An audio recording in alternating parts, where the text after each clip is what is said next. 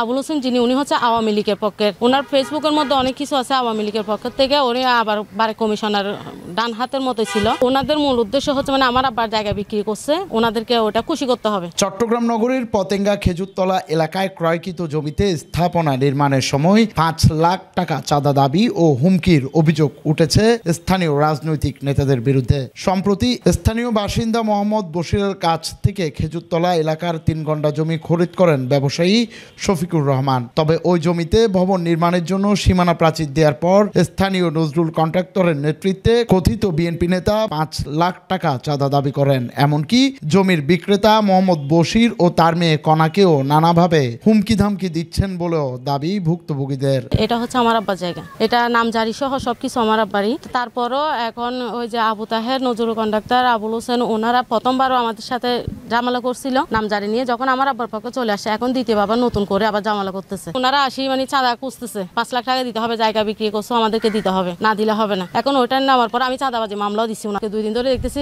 Nazrul conductor মানে ওখানে announce করতেছে যে বিএনপির কিছু মানুষ দিয়ে আমরা যেটা ওয়াল দিছি সব জায়গায় আমরা গর্ত সহ যেটা করছি ওটা নাকি পুরোটা বলটা দিয়ে ভেঙে দিবে।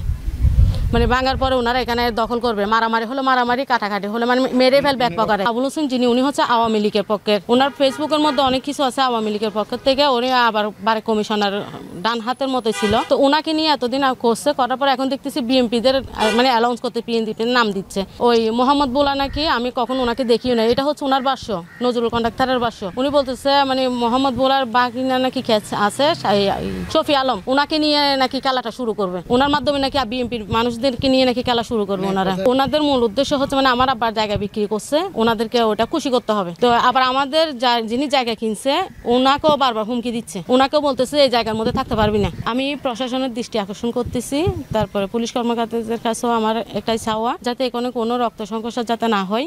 যাই হয়তো পুরো 5 লাখ টাকা লাগবে, 5 লাখ টাকা হয়তো দম পড়বো জায়গা বিক্রি।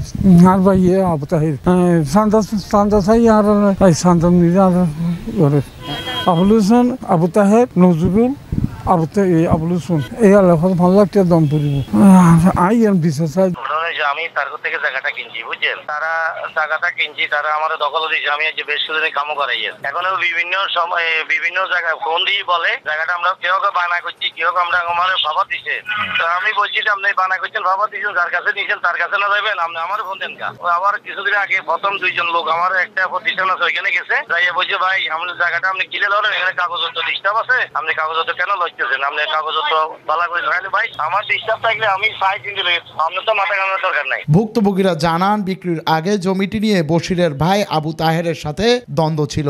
এ বিষয়ে মামলা হলে আদালতের রায় ভুক্তভোগীদের পক্ষে গেলেও ওয়ার্ড আওয়ামী লীগ নেতা আবুল হোসেন, নজরুল কন্ট্রাক্টর ও আবু তাহের মিলে তাদের বিরুদ্ধে নানা ষড়যন্ত্র করছেন। তাদের ইন্ধনে স্থানীয় বিএনপির কথিত নেতা ভোলা ও তার সহযোগীরা জমির ক্রেতা ব্যবসায়ী শফিকুরের ব্যবসা প্রতিষ্ঠানে গিয়েও তাকে বেশ কয়েকবার হুমকিও দিয়েছেন। এসব বিষয়ে ভুক্তভোগী বশিরের মেয়ে কণা বাদী হয়ে আদালতে চাঁদাবাজি মামলা ও হুমকির প্রেক্ষিতে স্থানীয় থানায় একটি সাধারণ ডায়েরি করেন। যদিও এখনো পর্যন্ত প্রশাসনের পক্ষ থেকে কোনো প্রতিকার পাননি বলে দাবি ভুক্তভোগীদের। এ বিষয়ে পতেঙ্গা থানায় মুঠোফোনে যোগাযোগের চেষ্টা করেও সংযোগ স্থাপন করা সম্ভব হয়নি। তবে তদন্তকারী কর্মকর্তার সাথে কথা হলে তিনিও সুস্পষ্ট কোনো মন্তব্য করেননি।